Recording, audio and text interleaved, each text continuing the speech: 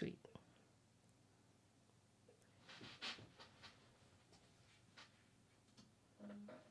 Okay. The Bloom mentioned you in their story. Yes.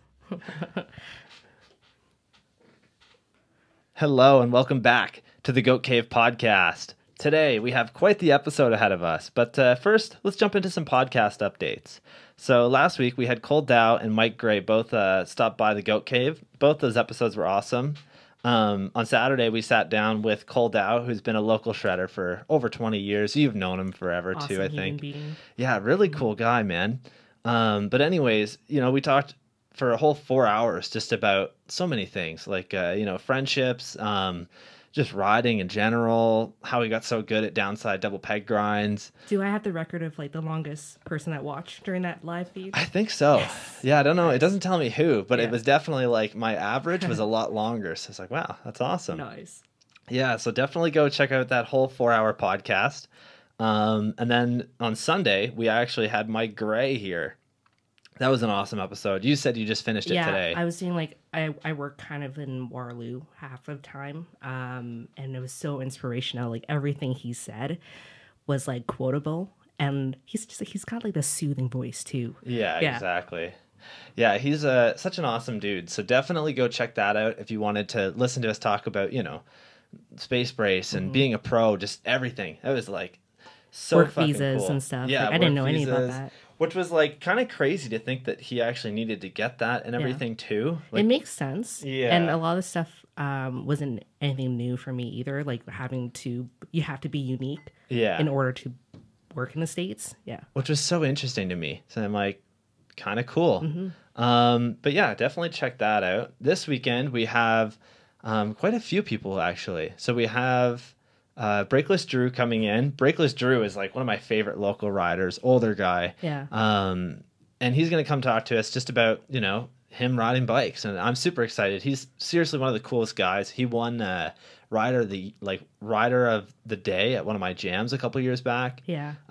He absolutely kills it too. Yeah, super nice guy. Like he was one of the guys that were like super nice to me growing up. Yeah. Yeah, you'll have a blast. Yeah. I'm like following up Mike Gray right now, so I'm like a little bit nervous. But, No, that's okay. Yeah. Don't worry. It'll You're go fine. down, and then you'll get Drew. So Yeah, don't worry. It'll be awesome. Yeah, and then on Sunday we have When the Trip Hits, who's that's his Instagram. I don't know if you guys know him. His name's Zach. He used to work at Woodward. I think he still does during the summers as a counselor. He's a legend. Like, he's so good. He's the nicest guy too. So we're gonna sit down with him on Sunday.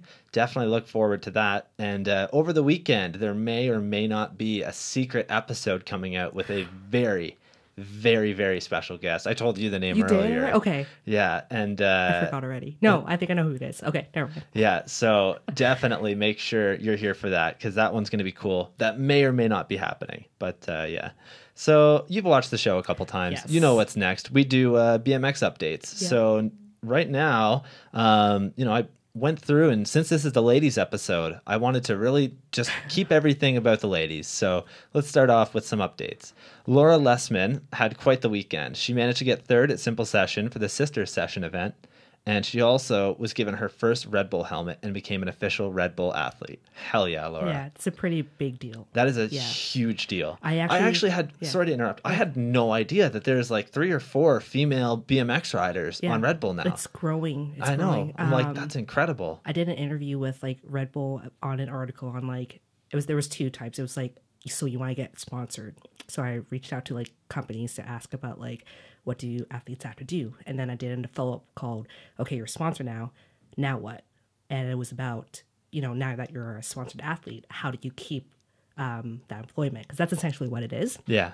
At Red Bull, they do their homework on their athletes to make sure that they're the right fit.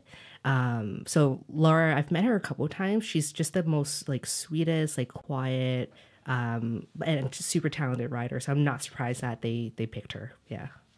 Yeah, she's like just from looking through her Instagram really quick, it seems like she's actually a really talented rider. She's really good. She has a lot of the aspects that I think most companies are looking for, which, first of all is just having a good person representing your brand. You don't want a dickhole representing your brand. And she's consistent. She's always on that podium. Like I don't know, 80% of the time, I'd That's say. awesome. Yeah. Yeah, that's awesome. Yeah, she's great. We also saw, let's see.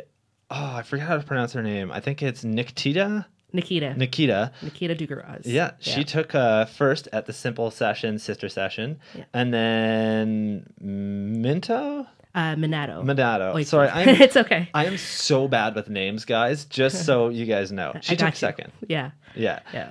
Yeah, so shout out to all the ladies for killing it. I can't believe that Simple Session brought that back. That's awesome. It might be the only year that they'll do it, because there's been some talks that they only brought it back because it's the 20th year. Yeah. But I think based on the feedback and the volume, I think with the amount of people that got really excited about it, yeah, I think that next year if they don't have it, people are going to be upset about it. You know, I think it should be. Loved it, yeah. It should be a thing that happens every year, For in sure. my mind at least. Yeah. So, yeah, we'll see. Hopefully Nice. hopefully they bring it back. Yeah.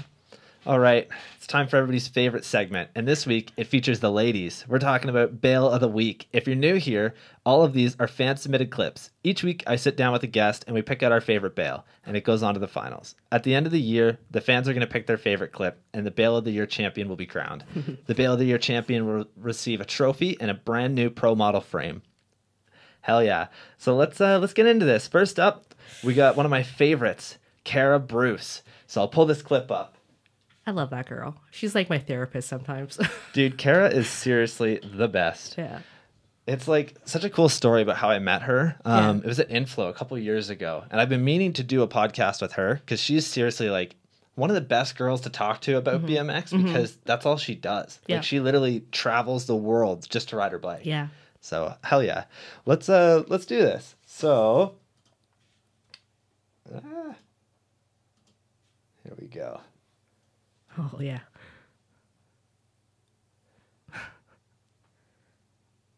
It's pretty graceful. Pretty graceful. Definitely lucky that she went into the transition on the other side. Yeah. I do like that her and her bike just disappear. Yeah. That's self-filming for you. So good. So good. And then next up we have Sarah Donnell, right? I think that's how also you another pronounce it. Canadian. Yeah, another Canadian girl, local, like Actually, Toronto. I'm going to raise with her this weekend with a bunch of other girls too. Nice. So Yeah, I think she was originally from Montreal too. yes. Yeah, really cool girl. So we'll pull this up.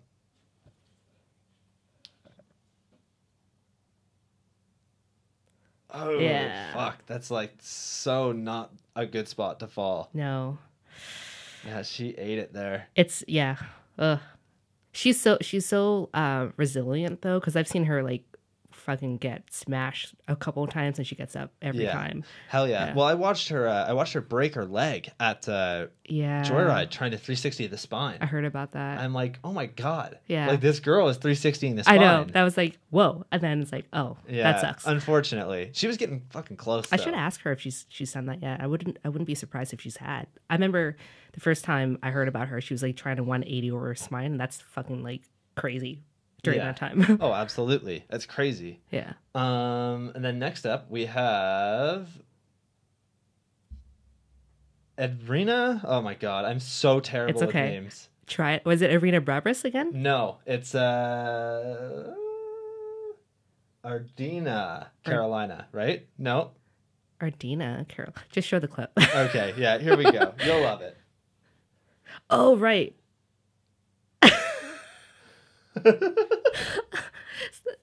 Snap on Green, if no one knows, is like the greatest like meme race Instagram in the world, and they just say crashes and like other bullshit and just they make it hilarious. I couldn't find her Instagram profile. Oh no. So the original crash is very similar to that anyways, but yeah, it's it sucks. And BMX racing too is just super gnarly. Dude, it's so deadly. Yeah. Like, I mean the gap that you saw, that was huge. it's ridiculous. Yeah. Yeah, so nuts. And then next up we actually have co-founder of the Bloom, Angie, Yes. with this clip. And I'm sure everybody's already seen this clip, but here we go. Oh my God, fuck. dude. Can you play that again?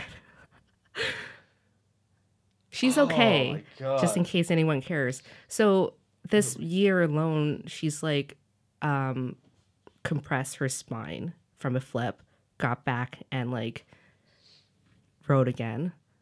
Jesus. She got fucking smashed there Yeah. and still ended up getting fifth.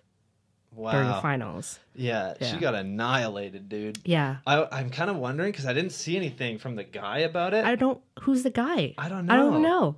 But that was during practice, so the girls had to share their practice time with the guys, which I mean, not like there's no gender behind it, but I just mean like it's too much. It's so busy way too many already. people. Yeah, and the guys like they're going like they're hauling ass. The girls are trying to haul ass as well. Like it's Yeah. I always think those practice sessions are so dangerous It's as mayhem. is. Yeah. Like, you can't have like fucking 30 people trying to ride the course at once, Yeah. I get it. Like, they definitely do have people that have a specific time that they go and do their practice at. That's how it should be. It's way safer. I think that X Games does it like that, right? Yes. Yeah, They that's what I have thought. set times, and it makes sense. Like, Yeah. and especially for something like the X Games, you don't want to like fuck up your athletes just before the big show either. Oh my God, yeah. I'm Yeah. surprised that they don't do that at Simple Session because the amount of money they spend to just build that course every year for a weekend is ridiculous. Can you imagine the amount of snaking that's going on too during that? Oh yeah, it's ridiculous. Yeah, and then we have a bonus clip. This one is actually of you, Beatrice. Yeah. This one hurt. So I was like, so that's at the end of the race, and I was already like exhausted, and I thought I'm gonna just try to jump this, and I just fucking ate the ground. Like if it wasn't for like so my bad. boobs, I would have been way worse. But I Yeah. was like winded. I think I was mildly concussed. I remember getting up and like falling back again. And in case anyone's ever asking about my gnarly scar, that's where it's from. That's crazy, eh? Yeah. Yeah. That's hilarious. Yeah. You gotta love those chest pillows, though. They definitely helped out. They eh? do. Got the triple D's. They've gone down since I lost weight, but yeah. Fuck. That's hilarious. So, out of those 4 clips, not including yourself, Of course not. who do you think takes the win on this one?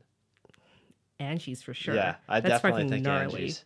And she's fine. She's at the doctor's right now, but like she's good. Yeah, damn, dude. That's a more impressive part, like the fact that she fucked herself up during a flip. Yeah. I forget which competition it was. I think it was in Mexico. Oh wow. And that she got back up and like started riding again and got a flip afterwards, like Yeah, it is kind of cool that it's Yeah. like that quick and like I don't know, it's crazy that she had that rough of a crash where you're literally going into somebody and she managed Yeah. to like pull out of it fine, you Yeah, know? I was really crazy. worried about the dude too cuz like it looked like he got his fucking teeth like off Yeah. her helmet. Yeah. And for somebody like myself that's missing teeth, dude, I got to say that fucking sucks. the caption though that she had with that video was awesome. I think it was worst hug ever. Yeah. Like, yeah. I So agree. good. Yeah. Oh man. Angie, you are Bail of the Week champion. I'm hoping that man. she'll respond and Yeah, we'll try and give her Yeah. a call in a couple minutes and see if she picks up. Yeah. This week we have a clip of the week, and this is Nikita's winning run at the Simple Session this year. So here we go. So I actually let you pick out this clip this time, and it's I'm just gonna really significant. Yeah, for the run. exactly. Yeah. So after the clip, we'll explain why it has so much significance. Yeah, like definitely. If you guys are listening right now, she's doing like a big table over a hip, gaps this big box area, big like oppo hip down a big gap. Yeah, like just so much cool shit, man.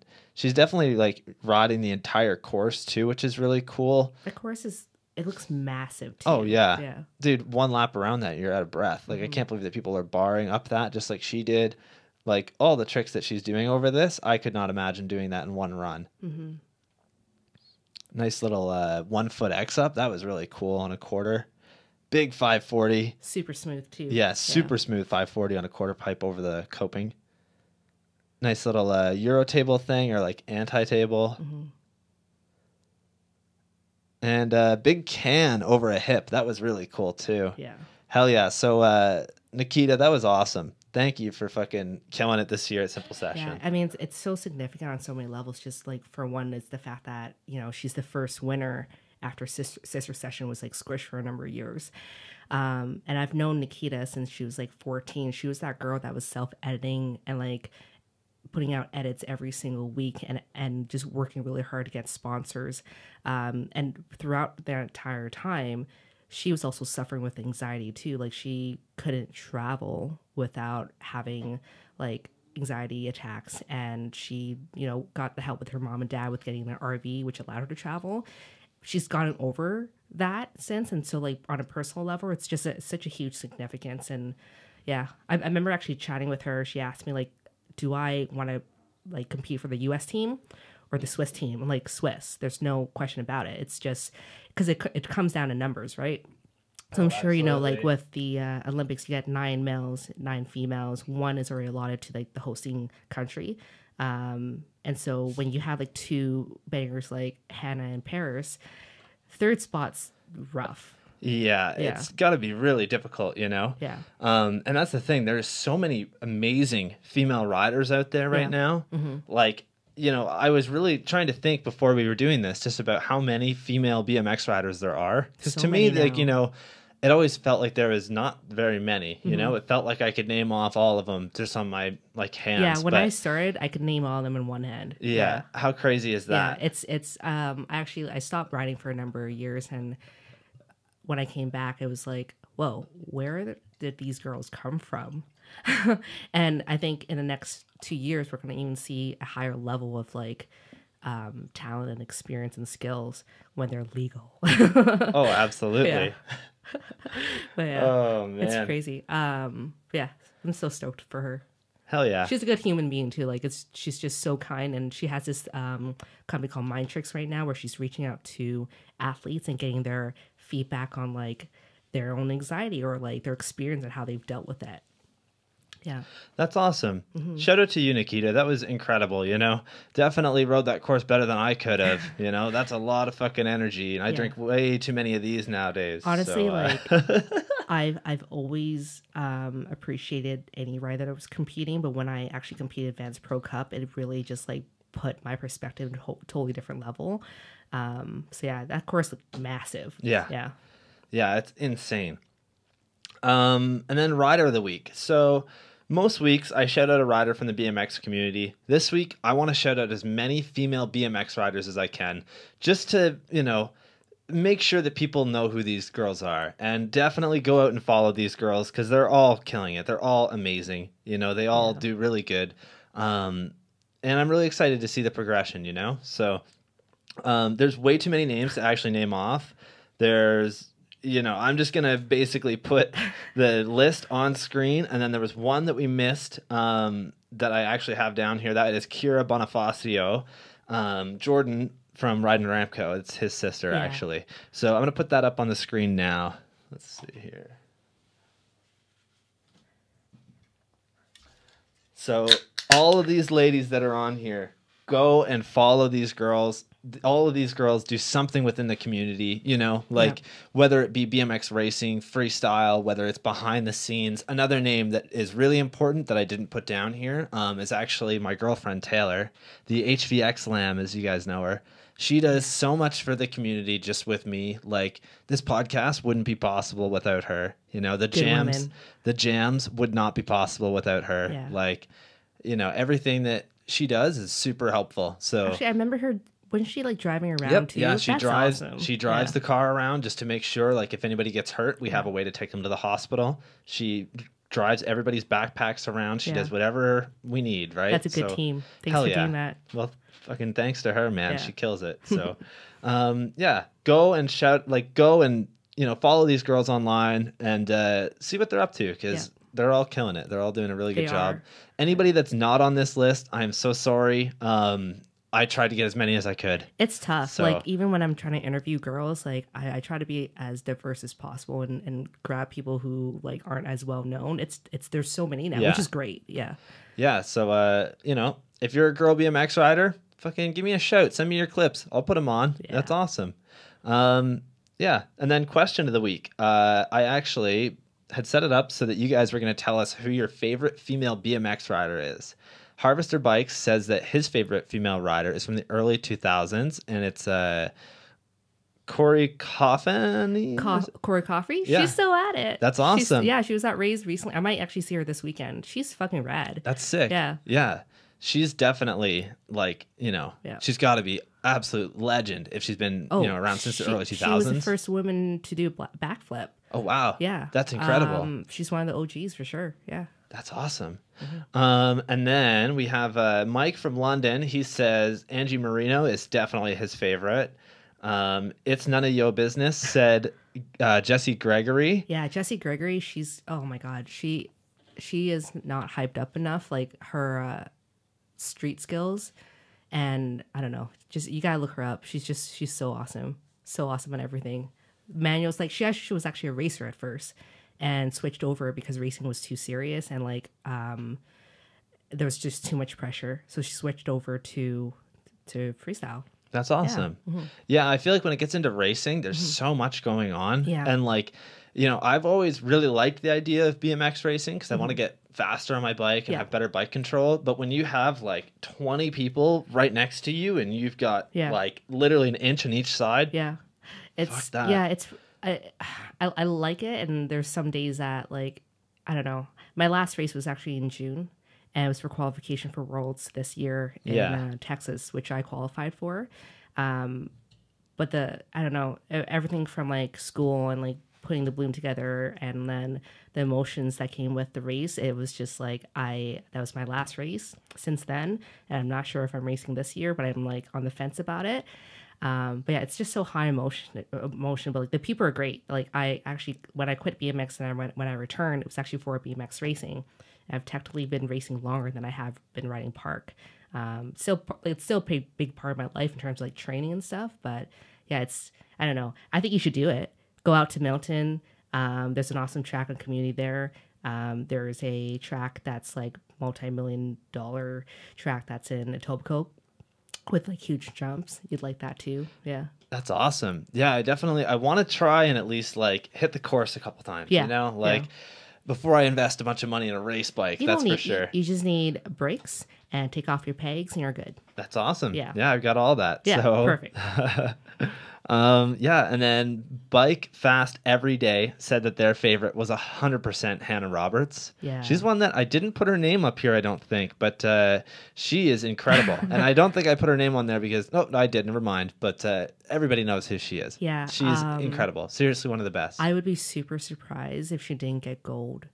Yeah. In the Olympics. Oh, I would be very surprised too. She's young and she's fucking really she's really, really good. She's amazing. And like I remember watching I think it was like Feast China. She fucked up her first run and I thought, fuck. Like, and you only get 2 runs, right? The second run, she did everything super clean. I was like, what the fuck? And won gold. Like it was amazing. She's an ultra athlete. That's awesome. Yeah, she's definitely like she's one of the top 5 known in the world, I think. You know, with her and then Angie Marino, Paris, of course. Yeah. Yeah, like definitely one of the top ones. Yeah. And then I had a couple other ones that I didn't get to write down right away. Let's see. So, sorry, just 1 second, guys. Dude Bird wrote down that his favorite is Arena Brabus for all the wrong reasons and that cannonball. The cannonball is pretty good, yeah. She is actually so fucking good on a bike. She's so good. She is incredible. She's doing truck drivers over huge box jumps. She's doing like I think I saw a clip of her doing a flip bar over a like weird mega ramp competition and thing. I think she's only 17. I had she's to check 17 her Instagram years bio, old. I'm like that is so crazy, man. Like it's insane that she's that good. And there's other girls even in the States and other parts of the world that are just like their skill level is beyond what I saw like 10 years ago. And I can't imagine like the next couple years how much better they're going to be skill wise. And yeah, Arena, I don't know what's with Russia. Like there's Arena and Elizaveta. Yeah, she's incredible as well. They're so like technically good. Yeah, there was a clip of her. I think it was from Simple Session. Or no, was it? I don't know. She did a wall ride to bar out. And I was like, I saw that. I think that was maybe just at another park. I think it was just at a random park. Yeah. I was like, oh my God. Like, I can barely do a fucking wall ride out of a quarter pipe onto a quarter, let alone bar out of it. Like, and I think Arena's done like flip bars. Yeah. And I like just stuff that like when we were kids watching Metro Jam, that's what the pros were doing, and now there's these girls that are 17 years old that are doing something in that Russian water, man. I don't know. Yeah. It's pretty crazy. I cannot believe the shit that she is sending. You know, I have a funny story though. Like we always want to post up stuff from her, like clips and stuff. But we like Angie and I have to pick like the suitable ones because there's a lot of questionable ones out there. But yeah. Yeah, I think that's definitely part of being like a younger, Yeah. person. You'd like to be able to post that kind of stuff, but Yeah. some of it's not too family friendly, but that's okay. That's what the she's comments into. are always so good because like I remember when there was that video of her like with her doing this with her boobs or something. Yeah. And the comments were like, "Oh, that's so fucking hot," and then there's comments following up like, "Dude, she's 17 or 16." Yeah. And then like accounts just like deleting it completely or just using that as for more followers. It was so messy. That's hilarious. There's I'm sure everybody knows about the Courage Adams like thing where do you know about that?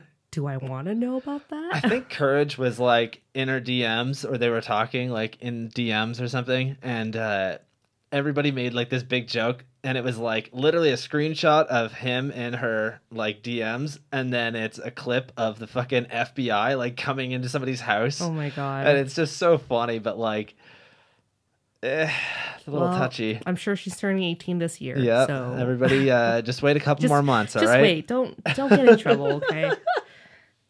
There's a lot of things in life that you can do. Just wait. Just wait. Oh man.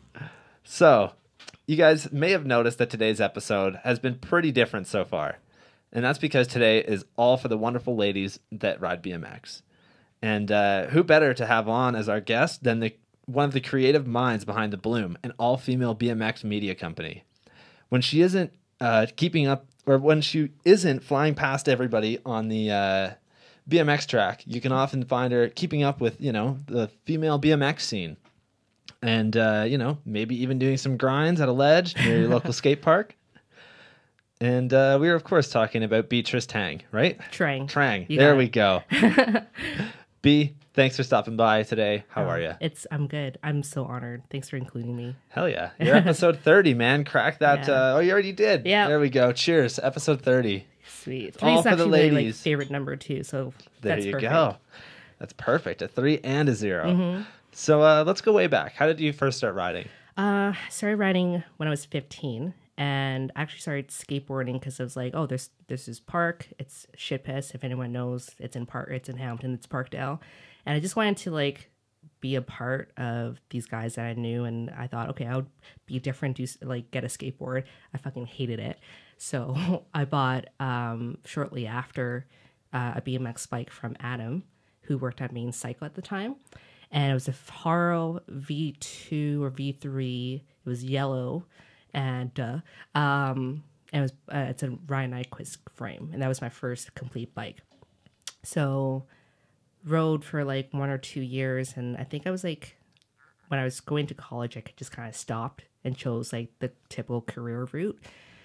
And worked in like a corporate setting for like 4 years, and I rode off and on. But I was never like consistent enough up until like recently. So when I did come back to like BMX, I was actually into racing, funny enough. And I've actually been racing longer than I've actually been riding park, come to think about it. But yeah, that's the story. And then recently, obviously I mentioned like I did one race, decided that I needed a break. It was a little bit too high emotion. Like I found myself crying at every single race just because like I'll either get passed by a person that fucking elbowed me, and I was like, there's this like lady that keeps like trying to attack me on the track, and every time I'm like, sorry, and I'm like, I'm the one on top of the berm, and I'm like, afterwards I'm like, I should have just fucking ran her over. So it got to the point where it wasn't as fun anymore because like you end up riding with the same people, or you kind of already know how it's going to turn out. And I basically did everything I wanted to do in BMX racing. I was national champ for my age group. I went to Worlds, finished top 40 out of like 60 women in my age class. Provincial champ, like I've done it all in my like late 20s. So I kind of got, I don't know, bored of racing a bit. So I bought a bike, a complete bike from some guy on Kijiji who couldn't bunny hop. That was literally his reason. Like, because it was a brand new bike. I was like, why are you selling it? Because it's in perfect condition. Like, couldn't bunny hop, bought it for, $700, and I just kind of gave up on it. I'm like, okay, well, I'll take it. It was $420. and it's been the best Best decision. number right there. Best decision of my life.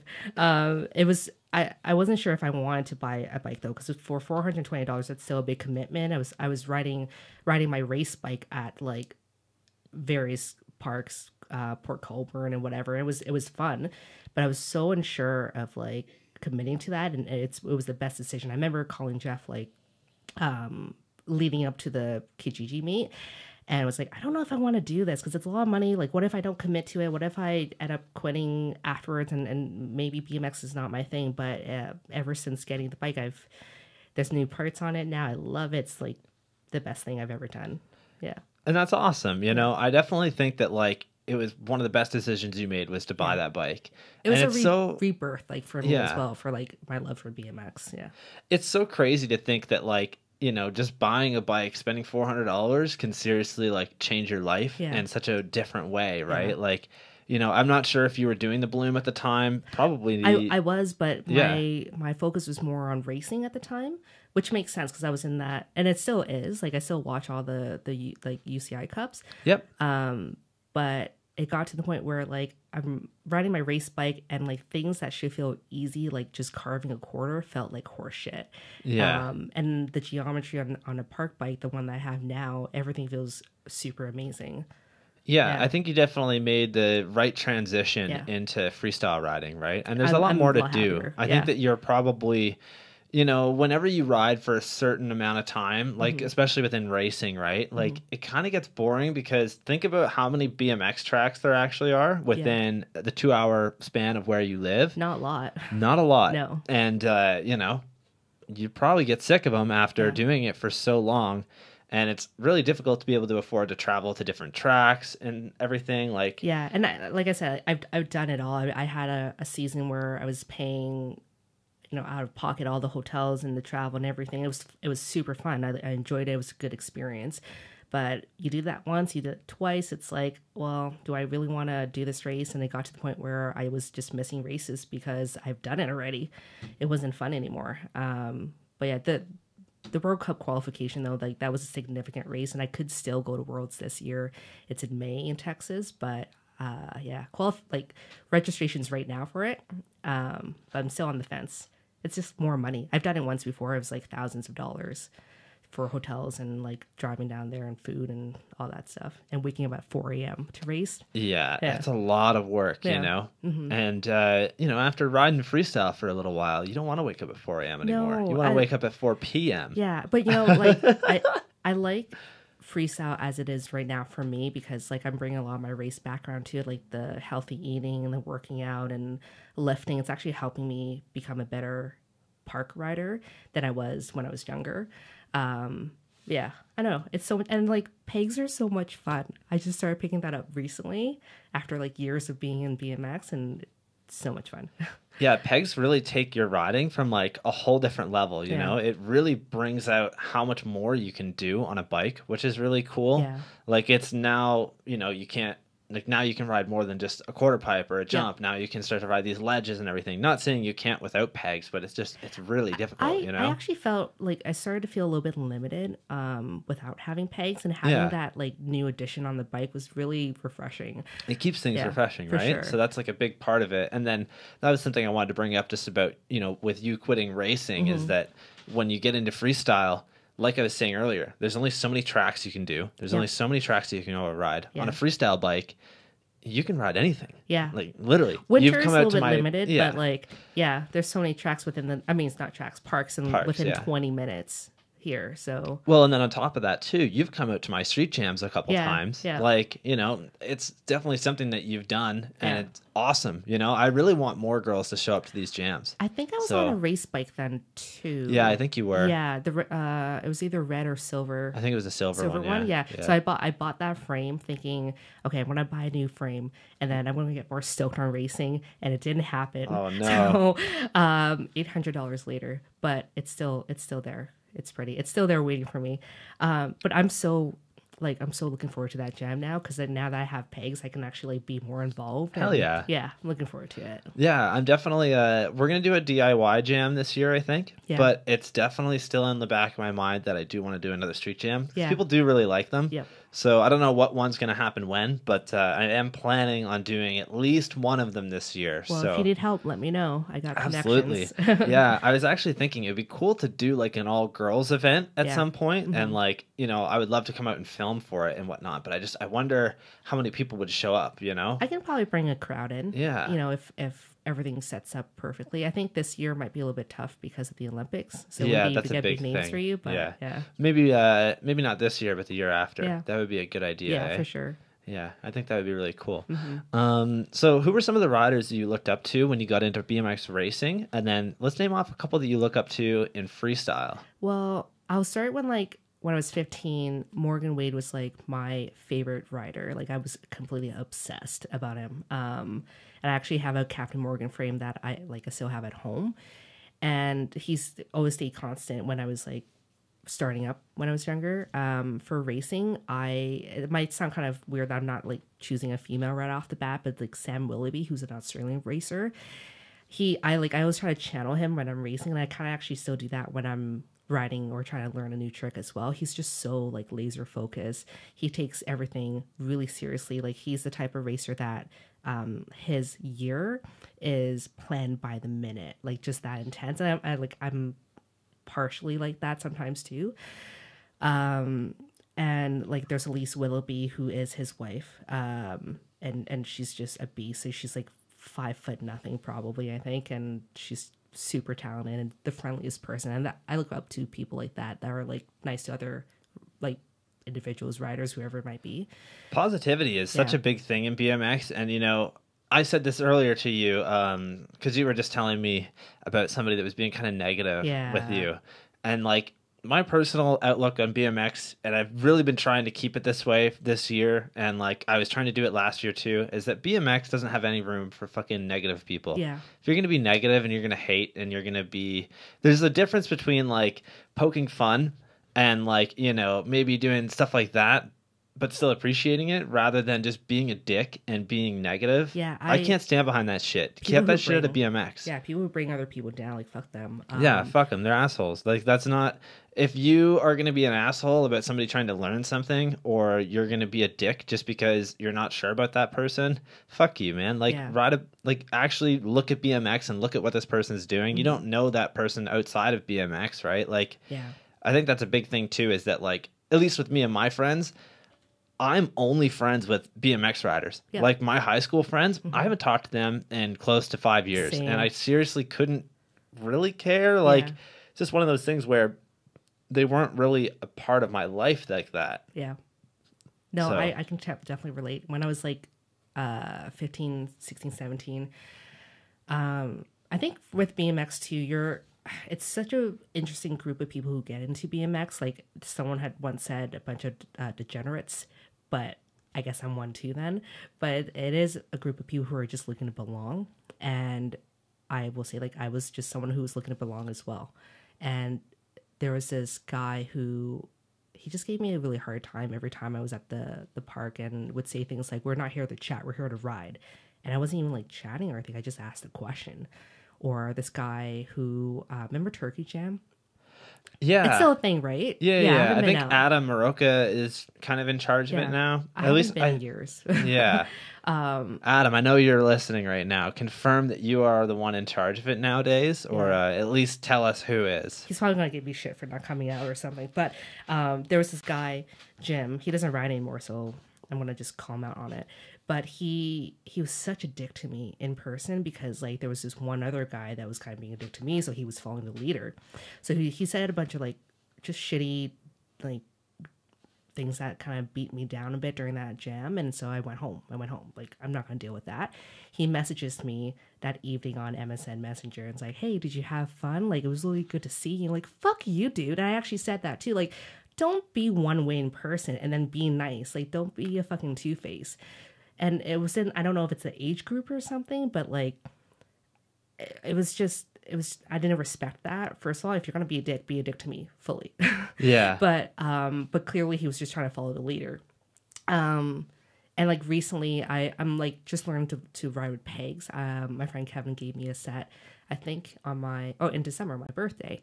And through the years that I've been involved in BMX, this was actually my first time actually committing and trying to learn.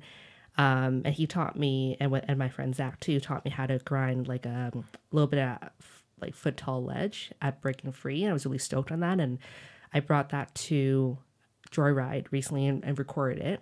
And during that time, I popped my calf twice, and I shouldn't have been riding at all.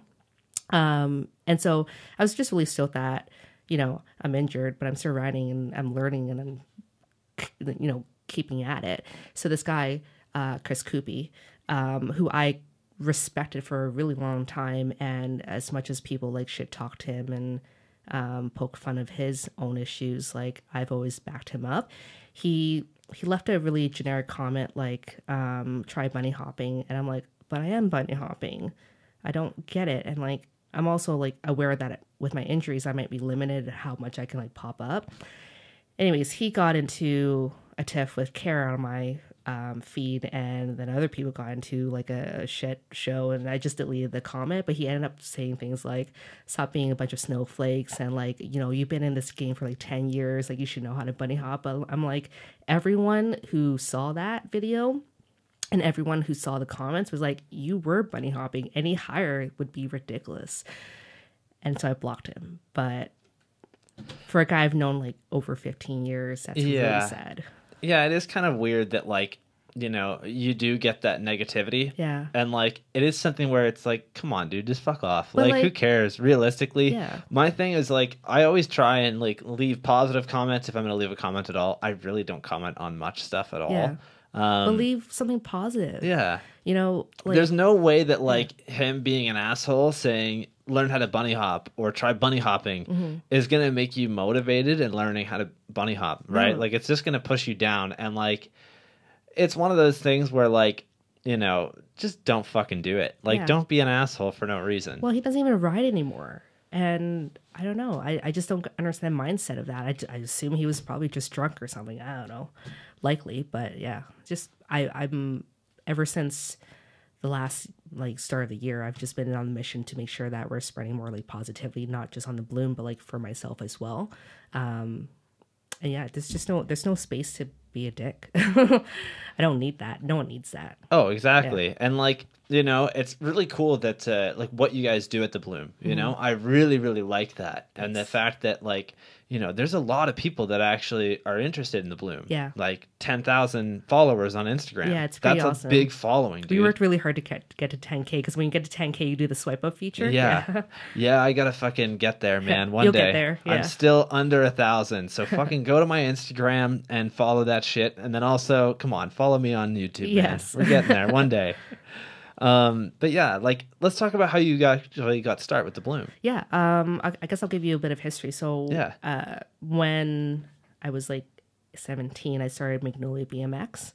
And essentially I was trying to do like a clothing company. I got bored of the clothing company. Also, when you're 17, you don't have the money to put out new products all the time. But I started doing interviews with writers like Nina Petrago and Stacey Mulligan, and asked them questions that were more self-serving for myself. Like, well, how do you deal with this? How do you bunny hop or whatever? And it just kind of snowballed into then having a full team. And I had the best girls on the team. Like Angie Marina was repping Magnolia BMX, Paris Benegas for a time, Rebecca Pergentile is a flatlander, so I'm more than happy to introduce you to her. Yeah. So Magnolia BMX happened. I ended up shutting it down because I decided to become a corporate goon. And during that period, I was finding myself becoming more depressed. And it essentially is because I wasn't riding anymore. I wasn't doing anything. So when I came back, I relaunched Magnolia BMX, and it wasn't the same attention that I once had. Like, I didn't have the same type of like volume and people flowing in terms of reading like the interviews I had. But in that time, Angie came up in the scene and started Yazine, which essentially was also covering women's BMX, just like me. But she did more of just like putting up posters and like, hey, this event's coming up, and whatever. There weren't any interviews. During that time, Angie was like, work with me. I'm like, I'm good. I kind of want to do my own thing. It's probably the only child syndrome. But so eventually I caved in, and that was just this past year.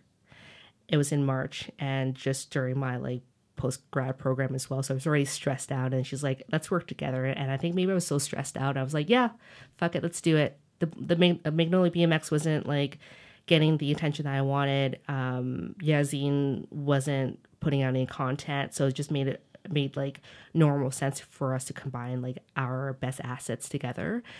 And that happened in March, and she said, "Okay, let's work together. Let's launch in April." And I said, "April, okay, that's when exams are happening. I don't know if we can do this."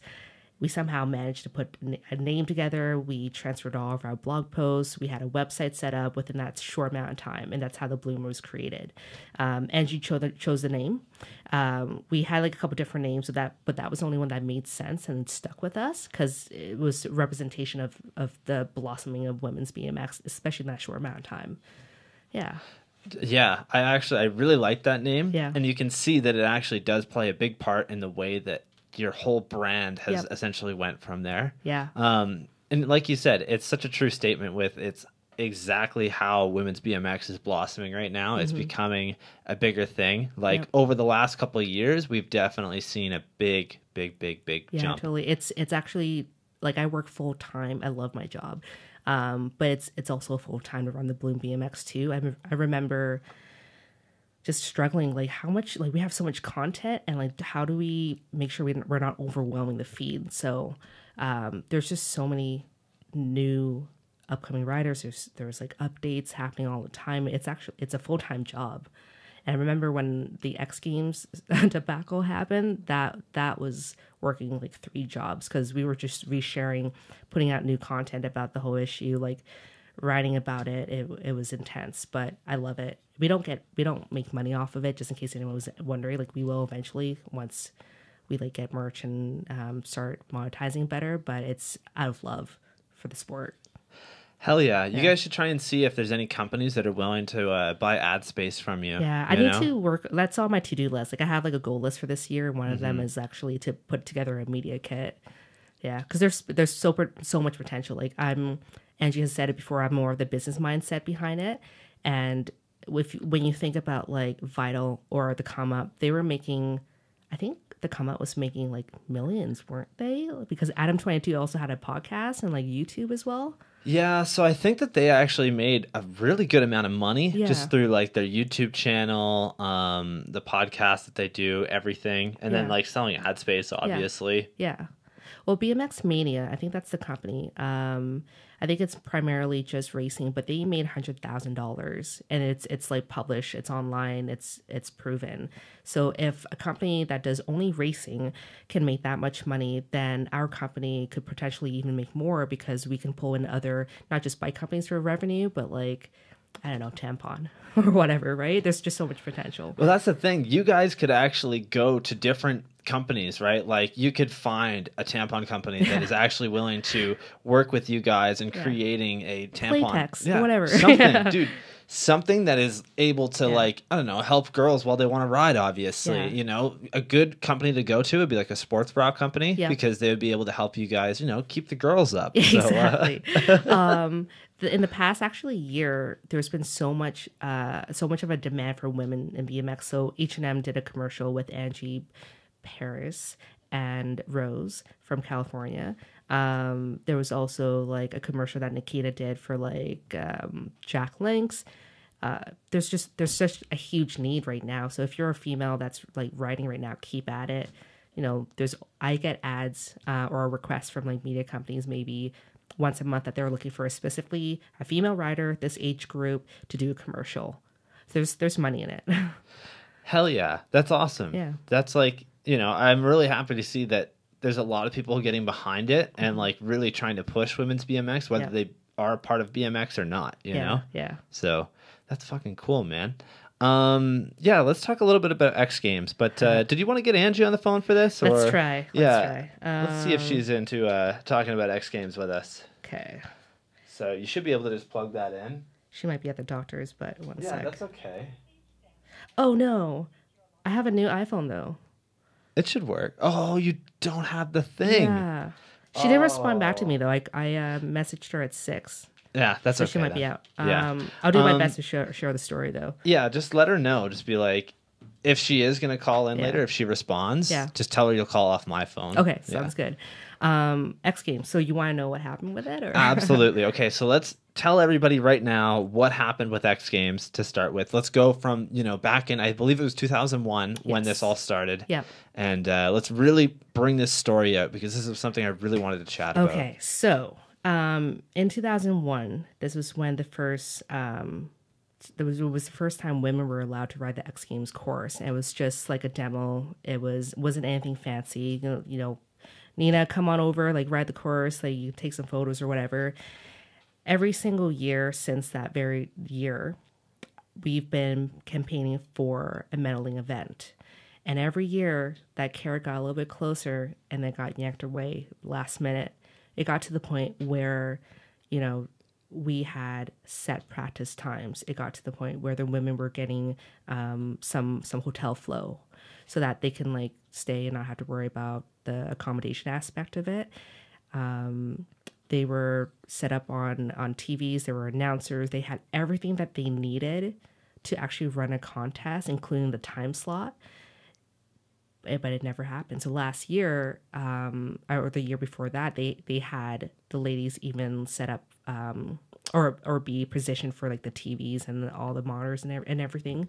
So it was basically practically a contest, and all they really needed was medals. They didn't have to like put it on TV. They didn't have to start with that. They just needed medals. And the women even said, "Hey, we'll forego the hotel." Which was just 4 rooms or 2 rooms, or I think 2 rooms, so that you can have the funds to put together like a prize purse. So last year, what had happened was they announced with the ladies again, quite last minute, it's not going to happen. And Nina has been championing this fight for a long time, and I will give credit to Nina for sure, but I think it was really Angie who really pushed it over the edge. And we've collectively got together, just the 3 of us, and made a plan of how are we going to fight this. We've done petitions year after year. It's gotten us nowhere. It's time to like just fuck things up. And I remember saying that, like, let's just fuck them up. What's going to happen? You guys have the Olympics coming up. It's not worth putting yourself at risk for a demo. And especially there's no like prize money, if there's no medals involved, like why put yourself in that like situation? Hannah, 2-3 years ago, was actually the first girl to say, "No, I'm out. This isn't worth the risk for the Olympics coming up for me to just ride for a demo." So we crafted a plan of like just blasting them on social media. We had taken quotes that were actually said by the PR people from the X Games and certain individuals, and none of them were fabricated. It's like actual sayings like women's BMX isn't at the level that's supposed to be. There's no money, stuff like that. There's clearly money. But yeah, so we took those quotes, we blasted it up. We had so many reshares during that 2-week period.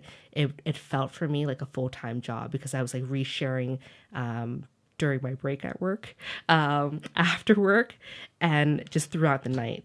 Well, and definitely, on the toilet at work, just gotta reshare it. Yeah, during lunch. Yep, definitely not during my work hours or anything. Definitely not. No. But it got to the point where we were getting inside tips. Actually, I'll say this first. So it got to a stage where Nina and Angie called me and said, "I think we need to taper back because they're really pissed off right now." And I heard that, and I thought to myself, good. That's good. But that's what you guys want. That's great. But I was in a position where I was just providing support, right? Like ideas and like ways to put out like media. And so they're now changing gears and thinking about, okay, how do we soften this a little bit more so that they don't not invite us back? And so we're on this 3-way call, and just like, hold on, I'm getting a call from like so-and-so. she got on the phone, came back and said, guys, we need to like ramp this up even more. We just got I got a call from so and so, and he said there's people in the X Games office that are super stoked on this, and there's this one lady who's the like PR manager. She was the opposite. She was super pissed off, but there was people like cheering on us on in the office. And the coolest thing that I heard was that we were fucking them up so much. Like there were fans blasting them on all forms of social media and keeping them super busy. Like we just ruined their lives for that week. So during that first week, the PR lady was like, you know what, we'll just keep quiet. We won't say anything. It's going to blow over. It didn't blow over. If anything, we ramped it up even more. So we took her quotes, the things that she said, like, I don't know. I forgot what she said actually, but she was shitting on like female riders, which is actually kind of sad coming from another female. So we took her specific quote and just blasted out even more. And next thing you know, an NBC contacted Angie to do an interview, and that forced them to actually give a response. And the response was, we're going to monitor women's BMX as it develops. And it was very generic. Very, like, yeah, we're waiting on it. We're going to do it. They're just not at the right level yet. When it's like, this is the level of women's BMX. We're going to the Olympics. Yeah. Like, how is it not at the level? Well, it's just people that are like too far behind. Yeah. Like it's really upsetting, like really sad that they aren't willing to do anything for women's BMX. Do they do anything for women's skateboarding? Yes. That's what I thought. The women skateboarders actually had to go through the same process to get it, process, and they got into the New York Times, and that actually got them enough exposure where now there is a medaling event. So this is a part of the journey. It'd be so stupid for them not to have women's BMX, because like there are so many companies out there, that corporate companies that would totally put money into this. They're missing out. I was talking to another girl about this, and I don't know if there's a similar company for the guys that can relate, but like Victoria's Secret, for example, they recently canceled their fashion show because it's all about body positivity and stuff right now, right? So they've been specifically concentrating on like the specific body type, whereas other companies that are like focusing on body positivity have been actually increasing in stock and revenue. So they're looking at rebranding, even though they're totally way behind. And that's how I see the X Games right now. They're behind. They need to catch up, and they need to like reinvent themselves at this stage, especially with the whole like Me Too movement, all that stuff. You need to jump on the bandwagon. Yeah, it is one of those things where typically I'm the kind of person that whenever I see what's happening within the Me Too movement, personally, I like to take a step back, look at both sides of the argument, and, not try and take too much on each side. Yeah. I'm personally kind of like, there's been a lot of false accusations, lot. There's also a lot of really true accusations that are fought by ridiculously we don't lawyers. know. But when it comes to BMX, and when it comes to X Games not giving you guys a platform, I 100% stand with you guys in the fact that that's fucking bullshit. It doesn't make sense. You guys absolutely deserve a fucking place just like everybody else, Like it's upsetting to see that the community of female riders has gotten so big, and you guys are starting to throw the fucking bigger tricks than the average rider. You guys are able to do all of this shit on a bike, and they're thinking, oh, well, they can't do, flip double whips yet. And like realistically, there's people that are on their way there, like no, totally. So just to add on, so, we had our like 3-way chat, and then eventually we migrated to talking to all the top girls and making sure that everyone was on board. And so we had like Elizaveta, we had, I forget who else, Nikita, a bunch of other like Paris as well, Hannah. We all worked together to put our own piece out about why the women deserved a class or like a medaling event. And that just ricocheted everything. They had their fans, which if you collectively put in all their numbers, it's over, like each pro rider has over 1 million potential reaches.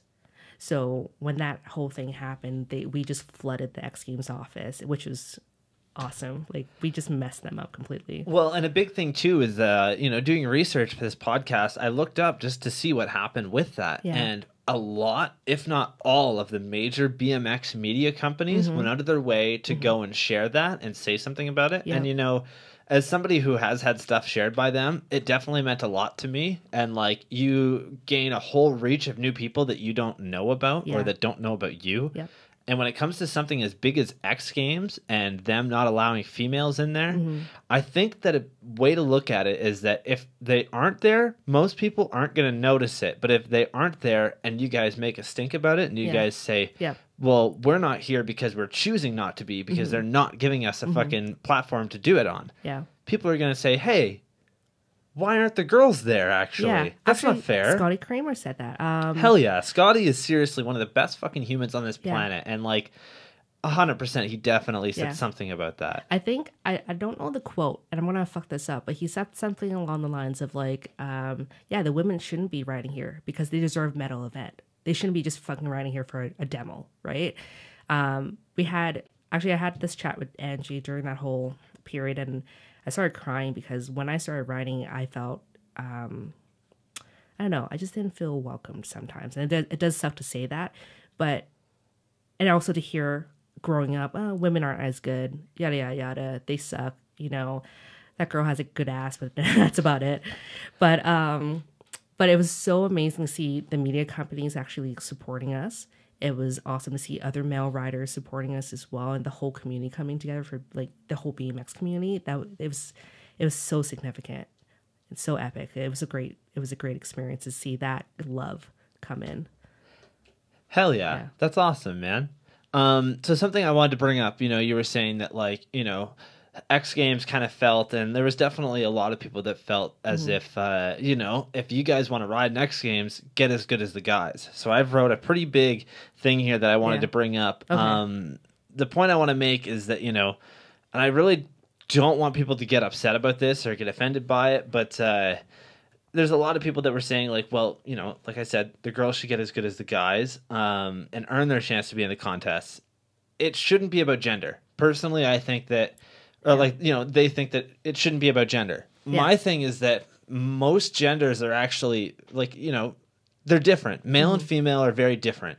There's a reason why when you go to the Olympics, if you are a female, you compete with other females rather than other guys. Yeah. And a big part of that is actually, a big part of evolution. A lot of men, the way that we are built by nature is that our upper bodies are supposed to be stronger. We're supposed to be able to do different things. And I guess the point I'm trying to make is it doesn't make sense to me that a 130-pound girl is supposed to compete against a 170-pound guy that's able to do triple whips because he has the upper body strength, right? Yeah. Like, and I'm not saying that you guys are limited to what you have, but I'm also kind of, if you look at the differences between it, you can definitely see that it's something to do with, the actual way that females are built. Yeah, well, I think generally speaking, males are generally more like stronger and whatever than like a normal like average female.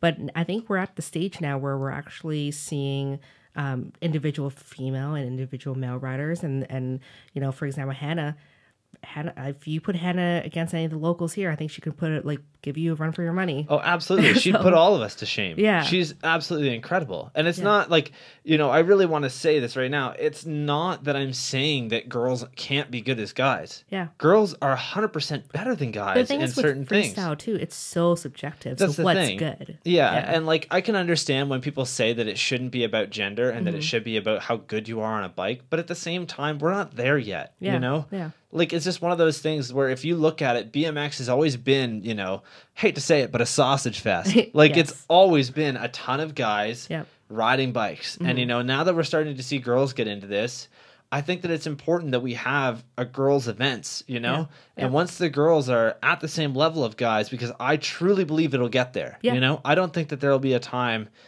I think that there'll definitely be a time that girls are just as good as guys at bikes, and I fucking can't wait for it. Yeah. It's going to happen eventually. And it'll happen. You're always going to have probably that couple of dudes that are going to be way better than the massive girls. And you can't compare that, That's the thing. Not fair. Yeah, exactly. Yeah. It's not fair to place a bunch of like, I don't know. It's not fair at the Yeah. moment, at Yeah. least, to place girls with guys in this scenario. Yeah. I think that it's just two different things, and that we should keep it as different things for now. Yeah. I definitely can't wait until we are able to have just a BMX contest where it's whoever, you know? I think that's eventually going to happen. Like, I feel that. I personally Yeah. think that right now it's not fair to do No, that. no, I think but- it all takes yeah. with time, obviously. I do think it's going to happen eventually, though, because when I started riding, like, for example, Metro Jam, like, the girls, you know, whoever got in, you know, top 40 who called in right away, they were the competitors. And I remember Nina and Stacy riding against the dudes. There was no, like, separation of genders or anything like that. I had this chat with someone else recently that I feel like we're due for that Dave Mirra equivalence female that will say, fuck it, I'm going to ride with the dudes. I don't care about the prize purse. I'm just going to go for that competition because it's technically a little bit harder. So, yeah. I think it'll come. I feel like I may be wrong, but I think that there's somebody doing a X Games real BMX street part this year that's a girl. Is it there not? Not that I know of. For some reason, I thought that there was You a might girl be right. doing it. Yeah, you could be right. I know that there's a guy that's doing it, and he's actually an amputee. He's missing one of his legs, Okay. and he's competing in like X Games Real BMX Street. Okay. I fucking can't wait to see that. I'll have to look that up later. Yeah, X Games. Like, if you guys don't know, X Games Real BMX Street is seriously one of the best contests because it's all filmmaking. It's all about going out and filming a video part. You know, Like film yourself. yeah. Yeah. I thought that there was a girl doing it this year. I don't know. I'll look that up. That'd be pretty sick. Yeah, I Because thought there's a there lot was. of good girl like street riders right now. Hell yeah. Yeah. Yeah, dude, Paris is one of them. Paris, Nikki Wetzel. Yeah. She's super underrated. But when oh my god, she's such a good nibbler. Hell yeah. Yeah.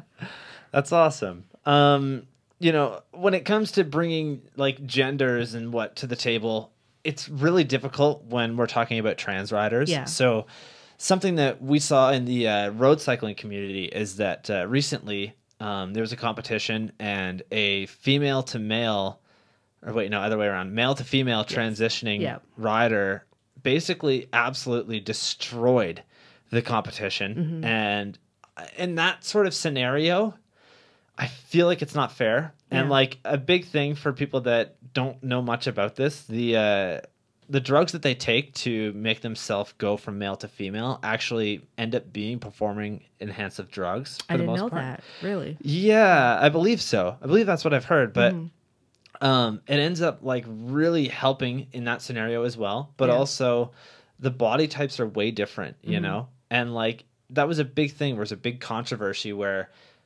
I wish I would have pulled the photo up for this, but I didn't want to get too into it. Yeah. But the photo of these like top three, the one that won, when you look at it, it just doesn't even look Yeah, right. I mean, like it just doesn't look fair. Like anyone can just YouTube or like Google that, but yeah, Yeah. it's a significant size difference. And- Yeah. It's a really hard thing to bring up just because it is so new. And I think that like we do need to be accepting of it in some sort of way. Yeah. But it's really difficult when it comes to competition like this, you know? It's a Yeah. big thing where another big case of it was that there's a male to female transitioning person that was competing in like, you know, high school wrestling Yes. and was absolutely fucking destroying these other girls and was just like, it's unreal. Yeah. Like, it's not fair. You know, there was a lot of parents that were upset about it. There was a lot of people just within media, a Yeah. lot of people in general were really upset about it. And I can get behind that, you know? Like, yeah.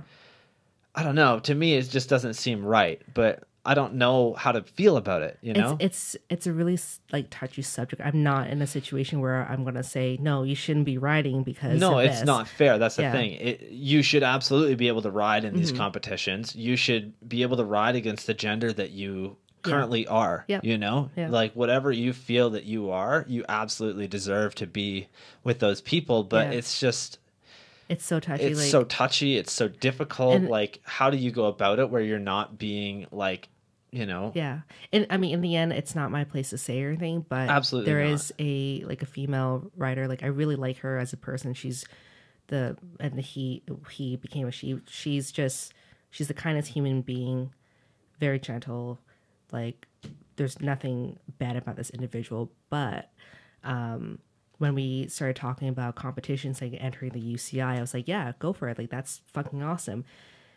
she entered the male division initially because there wasn't any like rule behind like, well, how do we deal with a transgendered athlete? So she entered the male category. I'm not sure how she did, but the following year she was allowed to compete against the females. And the part that got me was she said, I said to her, like, I think it'd be so cool if you compete against the males. I just think that'd be ultra like badass. She said, well, my skill level is closer to the females. And as soon as she said that, it just kind of made my heart sink, because you're basically saying you're choosing an easier route so that you can place better. And that feels wrong. And that's the thing where I can kind of agree with you on that, where if you're doing it and you're like thinking, you know, obviously, obviously, if somebody is transitioning, they're doing it for themselves. It has nothing to do with those competitions. Yeah. That's the way that they feel. However, if you then look at the situation and you think, oh, well, I would place better because I'm better if I'm against the females. Yeah. And you're transitioning from male. Yeah. I don't think that's fair. No. I don't think that's right at all. Like, I think that's, you know, not cool at all. Yeah. And I believe something like this actually happened too, where that female rider that I was talking about earlier in the road cycling community, I believe that I heard, and don't quote me on this because I didn't fact check it, but from what I heard, a couple months later, she went to go and do the same competition and could not even get fucking close to where like she was at that point because she had started to transition a lot further into the actual, you know, thing. Like, and I think that plays a big role in it. It does. I asked actually my massage therapist about that, and I asked her like, hey, have you ever like massaged like a transgender person? Like, did you notice anything? And she said, other than just more fat, the bone structure is there, especially if you're transitioning. Like, I'm not a scientist or a doctor or anything, but there is studies that if you're, or just common knowledge, if you're transitioning after puberty, you've already built that like bone structure and shit like that. So, and that brings up a really big point memory too, right? Like, this is a really difficult one. And I can see it from both sides, where a lot of people think that like before puberty is the best time to transition. But I personally think that when you're that young, you have no clue. Yeah. It's unfortunate, but you almost have to do it when it's too late, because you know, I made shitty decisions 3 years ago that I look at and I'm like, oh my God, I can't believe I fucking did that. I'm an idiot. Yeah. I got a tattoo when I was 14. That was like a bad idea. I was 20 years old then. I am only 23 now, and I can look back and say, oh my God, I'm a fucking idiot. If I would have had to make a life-changing choice like that at such a young age, oh my God. But who's also going to like think like, I need to transition before I hit 13 or puberty so that I can like, you know, compete in BMX or whatever and not be ridiculed for it. Like, no one thinks that way. Which is good, but I guess just in general, it is one of those things that like not being part of BMX or anything like that, just in general, I think that transitioning before you've hit puberty and before you've finished puberty is such a terrible idea. I've heard stories of people like switching genders like 3 times because they started young and then changed their minds, and I'm sure it's an odd one out, but like it's definitely, you know, I've heard of there was one story that I heard where this one person basically they felt that however they felt that day was the gender that they were. And that is something where it brings up like a big issue behind, you know, you can't really do it that way. And like, as much as people want to say, this is really like, a lot of people are going to disagree with me on this, but as much as you want to say that gender is a feeling and that gender is the way that you are, I don't think so at all. I think that gender is equivalent to the sex that you are at birth, you know, and it's really hard to say that. And like, I can definitely see that you want to be more like, if you're a male and you feel like a female, then absolutely do that. I will 100% respect that and call you a female. I'll call you whatever you want. But it's really difficult to, I don't know. I'm like, it's just so. I feel when you're really young too, like, what if that's just you being a tomboy? That's the thing. What if like there's so many other things behind it where I think that like your personality is different from everybody else's, and I don't want people to get their personality mixed up with the gender that they are. Yeah, it's it's a weird topic. It's really difficult, and like, you know, obviously anybody that is going through that, I wish them the best. I'll call you whatever you want. You know, going back to BMX, so like absolutely. for her, I don't know. I look forward to her riding. At the same time, I'm like she plays better than this person. Therefore, whoever got like fifth or one notch below didn't qualify, and that kind of brings in a lot of like, I don't know, some feeling of like just that's not fair, or that they missed out on like prize purse money because she's like one stage above the other person. The one thing I wanted to talk about was it's such a touchy topic because there's so many different sides to it. Like, again, ride, compete, personally doesn't impact me. I don't really care. It does suck that like they are changing the testosterone levels to lower it even more. And for a guy, when your testosterone dips, you become depressed, and just some people get suicidal. So I brought that up with my friend, and he said, well, it's her choice to compete, therefore those are the rules, right? And, I feel like that's not fair. Like, it's so difficult, and what I am really looking forward to is that when we're talking about transitioning and being transgender, right now it's all very, very new. Within the last 5 years, even not 10 years, within the last 5 years, we've seen such a big change, right? Maybe we'll learn in a couple of years that hey, there's actually no advantage. Probably not, but I feel like there's always going to be advantage when it comes to genders and certain aspects of it. However, I think that maybe in 10 years from now, 10, 15 years, there might be so many people that have transitioned that they feel comfortable and they're able to do what they want, that we'll be able to have like somebody that's able to do obviously we'll have our normal male like BMX contest, female, and then we'll have a transgender contest. Like, I think that that's a good way of doing it, but also I'm kind of like, I also think maybe we should just do it as whoever has earned the spot, you know? Well, that's how it was when I started riding. Like, for Metro Jam, like the first 40 people who got through, hey, you're in. That was it. Whatever your gender was. But at the moment, I just feel like it's such a hard topic and it's so difficult, and like you have to be inclusive of everybody, which I can agree with. I think that everybody deserves a chance. I don't think that it's fair to say that, just because you're female and the female like average of riding is lower, that you don't deserve a chance. I think that you absolutely deserve a chance at what you're against, And then like when I was talking to her about like entering the youth side, I was completely just like, go for it. Like, go for the Olympics. Why not? But just it's a tricky conversation to have. And like, again, like if I'll probably speak for the both of us, we're not against anyone riding. Absolutely not. No. All I want, dude, the reason that I love BMX is the fact, the reason that I love BMX is that anybody can fucking do it. Just go out, get a bike, go to a park. I can guarantee you that if you go to the park a couple times, you start to like, see some friendly faces around there, you'll get some of the best friends that you'll ever meet in your life. You'll have such a positive community. Like, it's one of those things that most of the time, like when I saw Kara, when I originally met Kara, we'll go back to then. So I met Kara at Inflow. And when I met her, I was one of the first people in Ontario to actually like meet her and be her friend. And I just remember, I was still in high school at the time, and I just saw this girl riding, and I'd never seen that. It's like one other girl that I saw ever. That's the thing. It's a fucking unicorn. And, so I went over and I said hi and everything. And a lot of my friends at the time were like, oh, well, you were just trying to talk to her because she's a girl and she's into BMX. I'm like, no, not at all. Like, I was literally just interested in the fact that a girl is into BMX. Like, that's sick. And, like, Kara is seriously one of the coolest fucking people that I've ever met in my entire life. She's like personally has helped me a lot.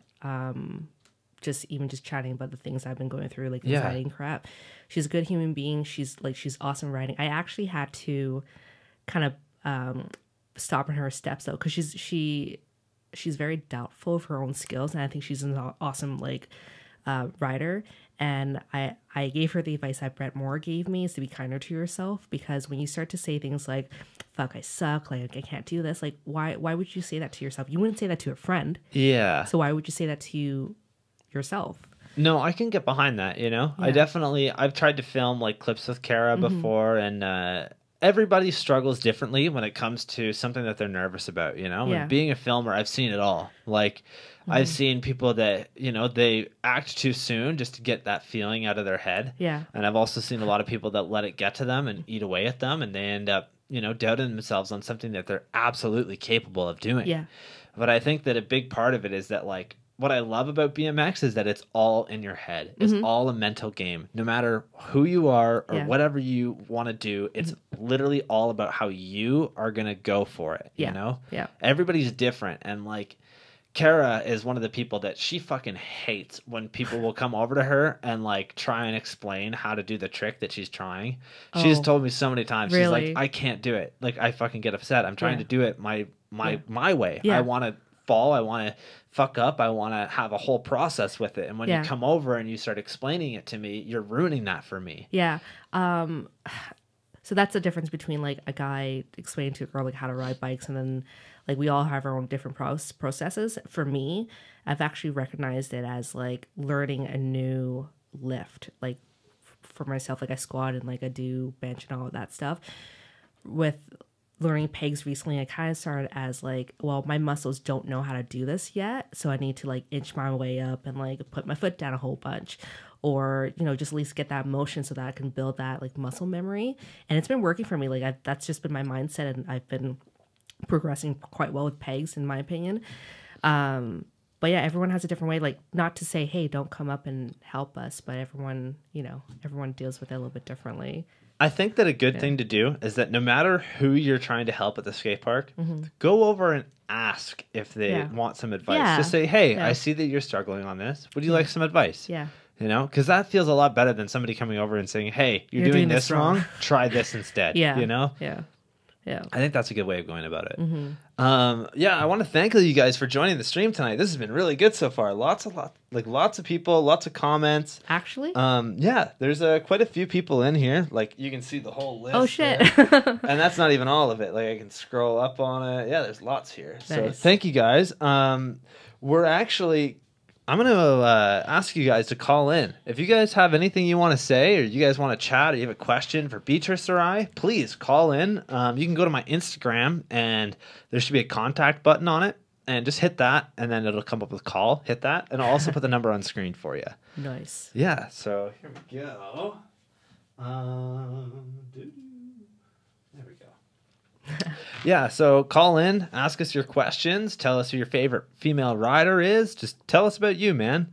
So something that I did want to mention is that, you know, the Bloom is 100% such an awesome thing to have. And like the community definitely has become a really big fan of it. Yeah. You know, I can't believe that I had never heard of it. Like, I feel like an asshole. It's new, like, though. It's not even like a year old yet, so yeah. Yeah, well, definitely. When you guys are a year old, please let me know. Okay. I would absolutely love to do something 2nd. With you guys. Hell yeah. That's the official date, I think. Yeah. For sure. Yeah. Let me know whenever you got, like, if you guys want to do something, you guys want to sit down and talk, fucking hell yeah. I'd love to do it again. We've been kept so fucking busy with the Bloom BMX, and we have a bunch of like collaborations coming out with like Fist Handwear. They reached out to us to do like a customized like Bloom BMX glove, and we finished the design back in December. We're just waiting for them to finish producing them, but that should be out soon. That's pretty epic. Like, that's personally, awesome. Yeah. Keep those nails nice and clean. Exactly. Yeah. I don't know. We're sponsoring Raise Women's Weekend this coming weekend actually, and oh wow, that's awesome. Yeah, I'm helping Zeb try to put together a good prize purse for the ladies. At X Jam this year. Yeah. So when I was growing up, all I wanted to do was to give back to the BMX community, and being that I wasn't like a great rider or anything, I did it in other ways, like doing interviews, doing just how-to videos with like Natalie Wade, who's Morgan Wade's wife, and we had like thousands of views on that thing. So just giving back that way. And I always wanted to like do something local. And when I saw Zeb post about X Jam, I was like, okay, it looks like he's starting from the ground up. I'm going to reach out to him to see if I can help. And he was like, yeah, all for it. So I got him connected through my friend Kevin. I think it's Black Distro. So they're a distribution company in New York. And we got the expert prizes all set up. And Milltown Psychos just donated a couple hundred to the women's purse as well. So yeah, just doing what I can to give back. And I get to be a judge for the women's class, which I'm pretty stoked on. Yeah. Hell yeah. That'd be awesome, dude. I'm so really excited for that, you know? And I know that, like, has it been a thing at like the previous bicycle jams to have a female aspect of it? Yeah, like X Jam. That's what I thought. Yeah. I thought they had it before, which is really cool. And it's nice that, you know, even though X Jam technically X, the letter X Jam is gone. Now we have EX Jam at All In Skate Park. You know, I used to work there, and like I've told everybody that, but Derek's definitely one of the guys that's like he's 100% for this, and I love it. He's so stoked, and he messaged me just saying thank you for like being involved. Like, yeah, absolutely. Like, we don't have another Canadian competition. Like, that's the thing, and like the fact that, you know, like I know a lot of people that have certain thoughts about All In and just like Derek as a person in general, and I got to tell you, man. He's going so far out of his way to do something like this where he's not going to make any fucking money from doing this jam. Not. And it's not about that. It's about keeping BMX alive, you know? It was something that played a big role in his life, obviously. And he loves it, you know? If I could give away fucking $6,000 for a BMX event, I absolutely would. I spent so much money growing up since I was like 15. Like, I worked at my mom's pizza restaurant, and every dollar I had was giving back, like whether I was investing in Magnolia BMX or paying for shipping for I was the first company to do an all-female edit. I did for 3 years, and each girl that won worked or ended up being like quite well known in the industry. So I think my last winner was Peta Shepherd. I don't know if you remember her from back in the day, but yeah, she won the edit, got on or was on Colony at the time. Like, she just blew up. But I remember putting out so much of my money, so much of my time, but it was well worth it because it was that's how I wanted to be a part of BMX. I just wanted to give as much as I can. And, luckily now I'm a little bit more like money savvy, and I'm a lot better at asking for resources, to help companies or competitions like the one that Zeb has coming up in March. So yeah, that's all what my life is about lately. It's just to give back. Hell yeah. Yeah. You know what I'm really looking forward to? The day that an all-female BMX company opens up. You know? Parts company, all that stuff. It'd be difficult, but I bet you that it'll go really well. It's happened in the mountain bike community. So, yeah, absolutely. I can definitely see that. But the cool thing is that there are female frames, not like geometry wise, but like frames that are like signature frames by Elise Model frames. Yeah. There's so like that wasn't a thing before. Now it is. So we're getting into that direction. I actually wanted to start. I did technically start like an all female BMX clothing company at first, but I also had like ambitions of doing like a frame company, but I was like, I don't know anything about geometry, so that's not happening. Frames are really expensive, right? Like, you can't just buy like 25 of them. It's really expensive, and in order to do like a bunch of them, it's going to cost you a lot of money. I spoke to Ted, who runs Session Bikes back in the day.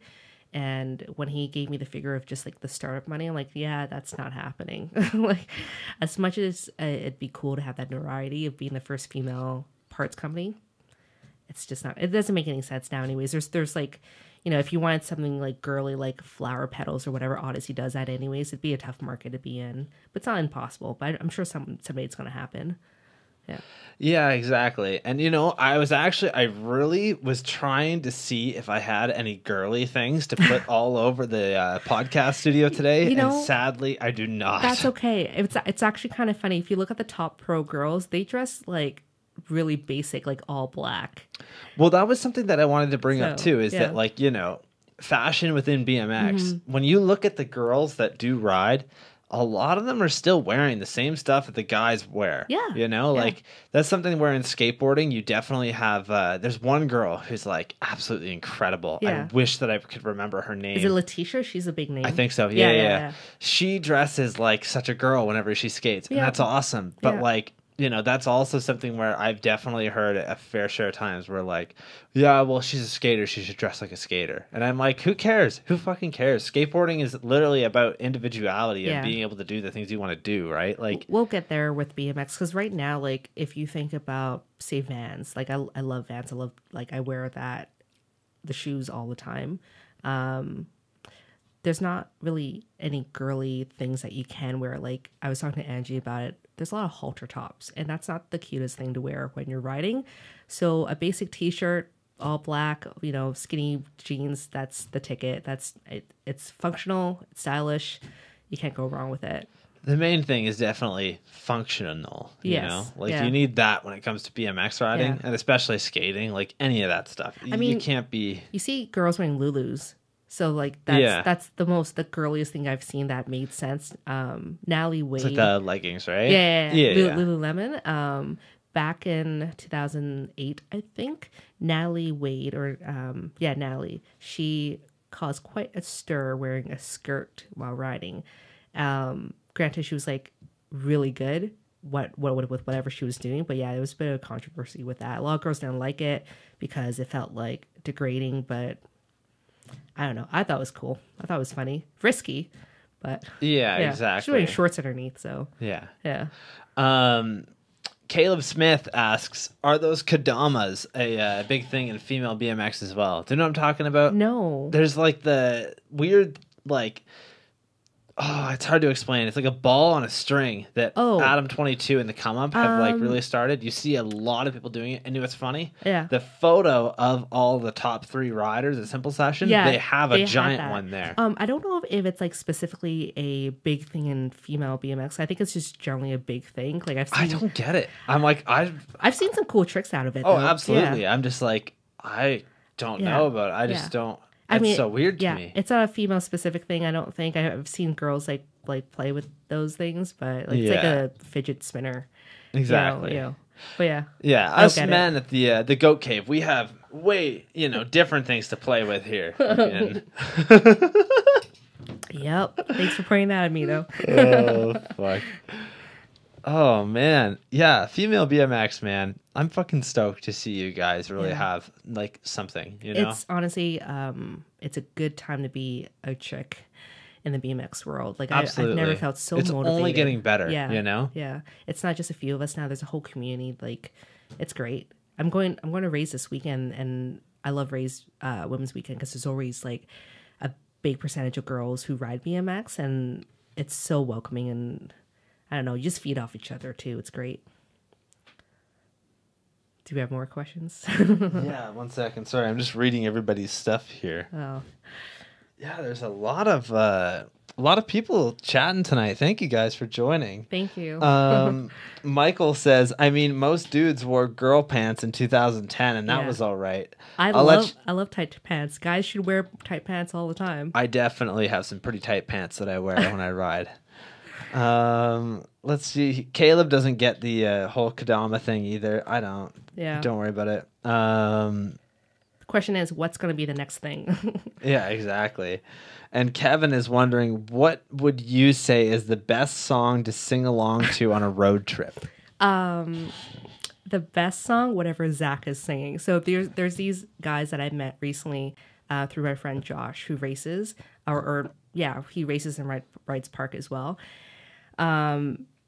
Kevin, Zach, and Josh, they are like my people. Like you talked about, like I would give the shirt off my back for these, like for your crew and stuff. Absolutely. I'm sure these guys would love it if I did that, but like, you know what I mean? Like I absolutely love these guys. They've helped me personally. Like we've hung out at this, like at Josh's house, just to watch Super Bowl, like non BMX stuff too. They're just amazing human beings. I've had maybe one other guy that I've or other rider rather that I've really connected with, which was Paul Berger, and he's a guy that I would like give my liver to, or my kidneys or whatever if my liver's bad. But yeah, these guys are just awesome, and they're from Buffalo, and I see them all the time, pretty much on a bi-weekly basis, just to hang out and ride bikes and chat. Yeah. Hell yeah. Yeah. That's sick. Mm-hmm. So I have 2 more questions for you, and then we'll get into some fan stuff. Okay. So what motivated you to keep everybody stoked on female BMX? You know, there's definitely a passion behind there, because it's not like you're just running an average BMX blog. You're running an all-female BMX blog. For one, there's not a lot of female coverage. And when I started riding, I rode with guys, and I love them for different reasons.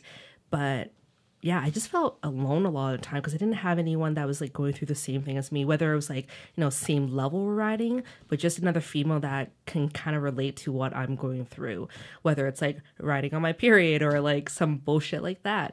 And especially as a new rider as well, there's a lot of questions that you may feel kind of nervous asking a tenured rider because the response may not be as like warm and like encouraging, especially not back in the day. Like for me, it felt kind of like stupid for asking questions. It's very different now though. So by running the Bloom BMX, my mission is just to help encourage that a little bit more and be a resources for new riders or even tenured riders to even just be up to date with what's happening in women's BMX. Because I feel like once you put that out there as a platform, as something that you can aspire to, the level's only going to increase even more. And also we're kind of a monopoly. There's no one else doing what we're doing. And I love BMX. It saved my life a couple of times, and it's not just a female thing, but in general, BMX is just fucking awesome.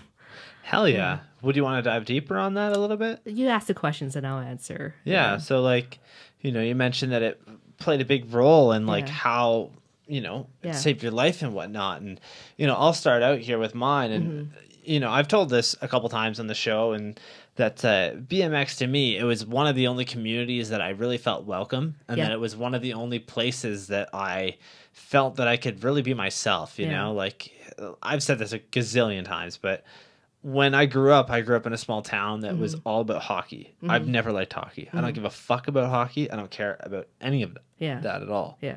It's just something that I'm not into. Like, I just don't care. But BMX is something that, like, obviously, you look at me now, it's my fucking life. Yeah. Like, every day, that's all I think about is, like, podcasts on who I could have on here, who's cool in BMX. Like, oh my God, like, there's so many people. How do I get all these people on here? And then also, like, watching videos, everything. Like, it's my whole fucking life. Yeah. And it plays such a big thing where, like, again, like, BMX, the community is so accepting. And I love that.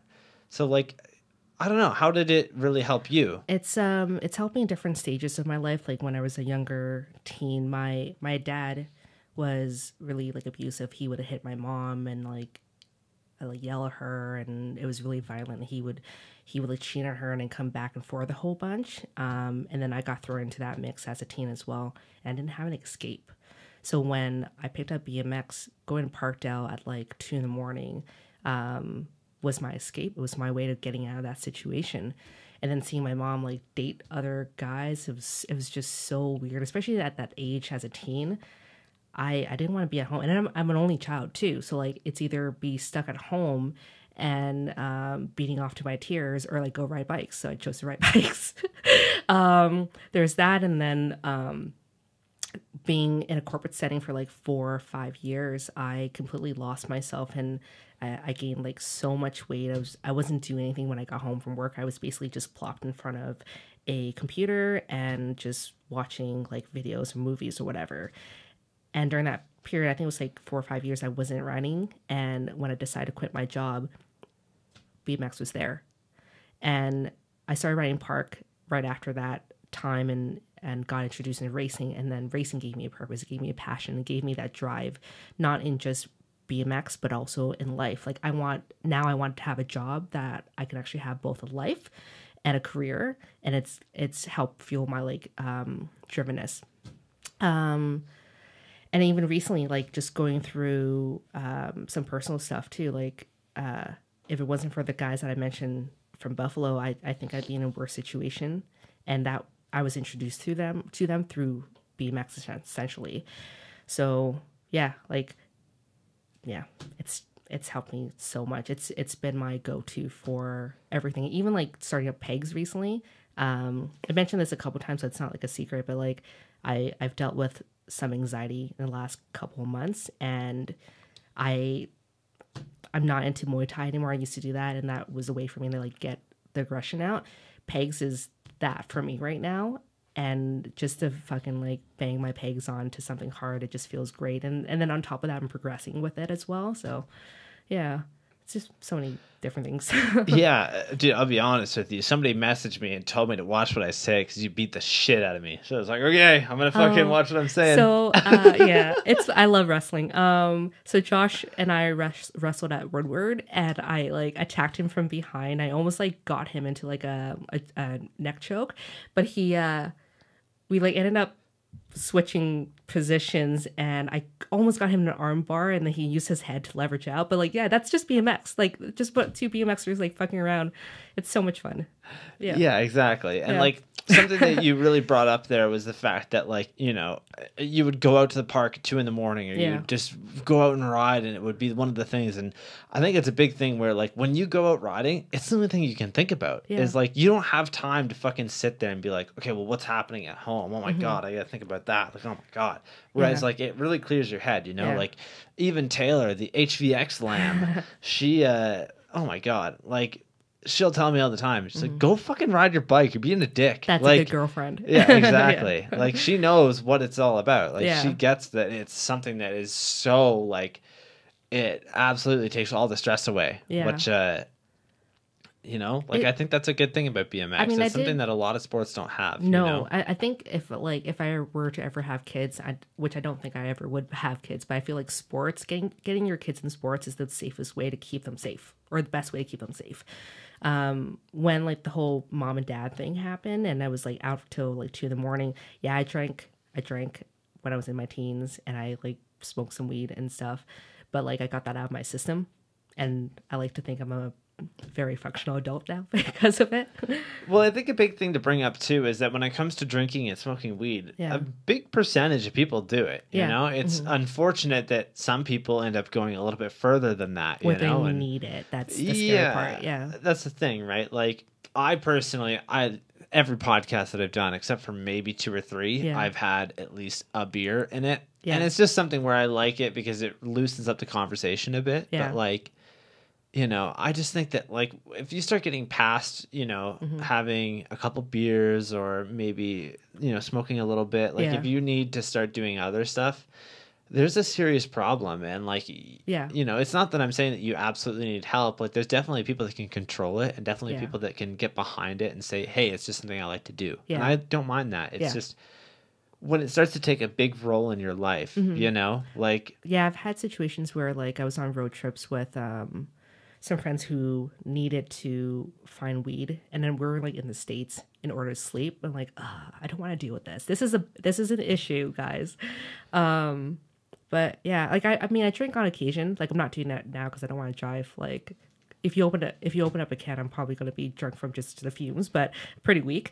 But yeah, I don't feel like the need for. I got that out of my system when I was young. Like I'll maybe smoke once a year with my friends, but yeah, not really into it. I get that, man. There's a lot of people that just aren't into it, right? Like I have a couple buddies that like, dude, they take a fucking puff off my joint, they're fucked for the rest of the day. And like I don't get it because like, you know, for me it takes a lot more, but that's just because I've been doing it. That's and, like, why I only do it once a year, because that way, you know, I take a little puff, I'm good, I got out my system. There you go. Didn't have to spend so much money. Hell yeah. Yeah. No, I can get behind that. Yeah. Yeah, you know, I think it's definitely like you have to find a good happy medium. Yeah. You know, like it really depends. It's really difficult. And for a lot of people, you know, there's a lot of trauma or a lot of stress that comes without doing it. And for me personally, I've never felt like in a situation where I can't sleep if I haven't, you know, smoked weed or I haven't had a beer or anything like that. Yeah. Like I can't sleep half the time because I'm fucking too busy thinking about all this shit that I want to do. So yeah, no, that's a good problem to have. Yeah, exactly. But yeah, just I think when you start to see yourself needing a puff or like to vape or something just to be able to sleep or deal with anxiety, I think if you can look into different ways of dealing with it, that's probably better for you in the long run.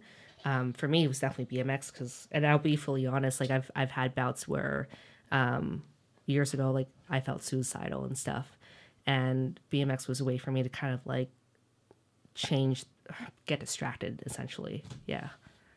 No, that's a really good point to bring up, you know? And I feel like a lot of people that I've talked to, somebody that I can think of right off the top of my head. I don't know if he wants to bring it up, but at some point he is going to do a podcast and we are most likely going to talk about it.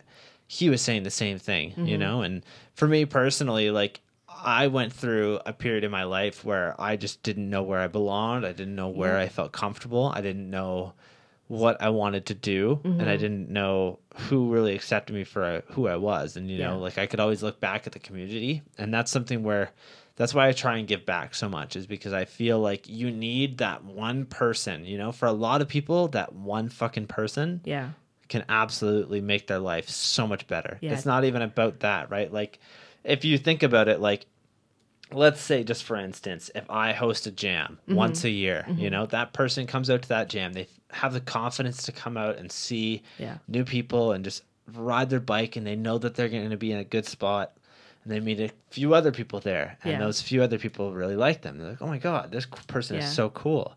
You know, they've gained a couple friends there. They've felt so much better in like so long. They've got a new support system. They've got new support. They've got everything. Like, and I feel like that's something that, you know, it would be cool to have like cool get-togethers like that all the time. But I think that that is something that needs to stay as something where it only happens once in a while, because it is something that when it happens, so many people appreciate it, right? Yeah, for sure. And if anything, what would be really cool is for that to actually come together on its own, like for those people who met each other to kind of hang out separately, right?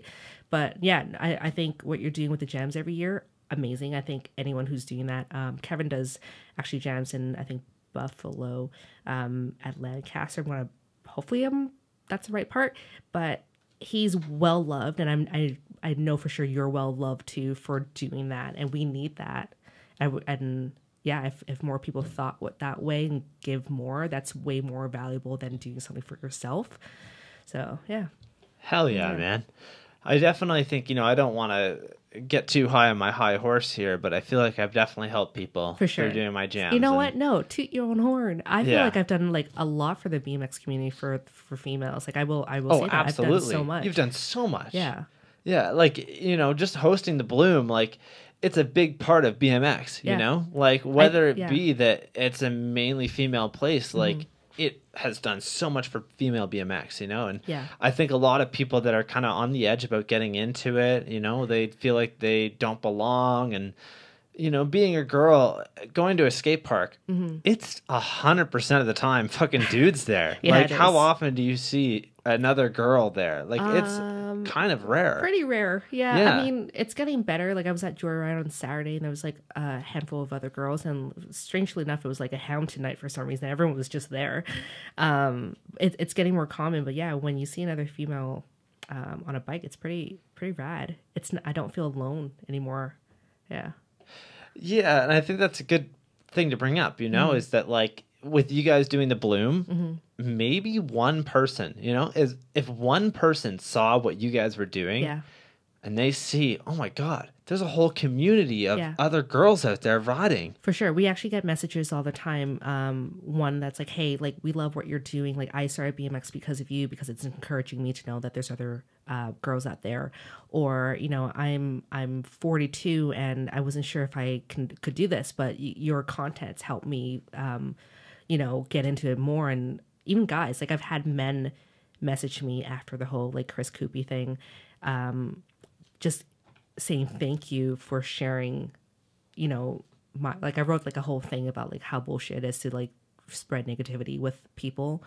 And he's like, thank you for sharing that, because as like I think it was like 45, and he was just starting to get into BMX, he felt less alone because I was dealing with that bullshit too. And unfortunately, a lot of people deal with that, and there's a lot of discouragement because of it. And and I had people even just come up to me, do you run the Bloom BMX? Like, yeah, I do.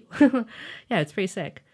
Yeah, it's a good feeling, man. You know, being able to kind of like look back at all the shit you've done is really cool. Yeah, you I know? mean, it started with Big Noli BMX. It was really a good like stepping stone to what we're doing right now. We like, it's helped me clean up all the bugs and shit to make sure that was a good company. Yeah. Hell yeah. Yeah. Oh man, let's see what we're at. We're at 1 hour 55 minutes or 51 minutes. Sorry. You know, I think we're gonna try and end it off at 2 hours. This has been really good. But I got one more question for you. Okay. So, unless anybody else has something in the chat, write it in now or call in. Can you give us some advice for the girls who want to get into riding but just don't feel like they belong? Call me. I've had a lot of the boyfriends contact me and just be like, can you ride with my girlfriend? Because if I show her anything, she's just gonna yell at me. Like, yeah, for sure. Like, give me a call, contact us on the Blue BMX. We'll get you connected with other girls in your area. But just ride for yourself. I think when I first started riding, I didn't really ride for myself. I am now. And I think if BMX, if it doesn't feel right, then do something else, and maybe you'll fall back to BMX and you fall in love with it. But yeah, just ride. That was the best advice that was given to me. Yeah. Hell yeah. That's awesome, dude.